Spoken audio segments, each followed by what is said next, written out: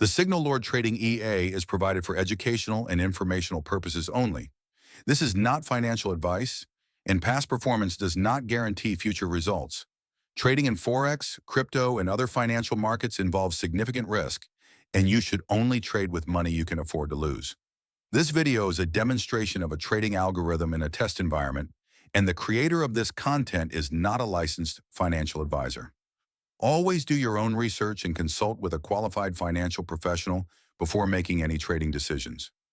Use of the Signallord EA is at your own risk.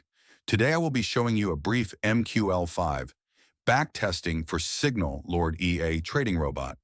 The deposit is 20K. Backtest date starts from the 1st of November, 2024 and ends in 7 days.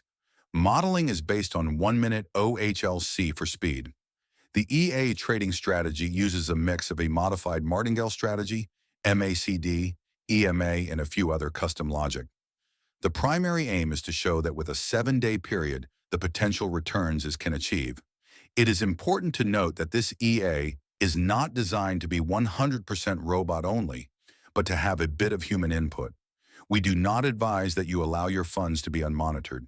As you can see, after backtesting the results, this show a net profit of $71,000 after a period of 7 days, from the initial deposit of $20,000.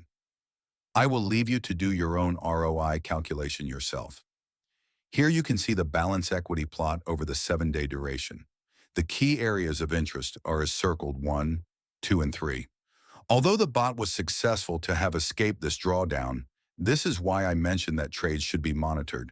The EA bot follows set of trading rules. However, in real trading scenario, user can intervene using the button controls to minimize these drawdowns. This is not a perfect system. However, the potential is promising depending on users' risk appetite. Thanks for watching. If you are interested in this EA tool, please visit Signallord.com, and to get more update on product, please subscribe and click on the notification bell. Don't forget to like.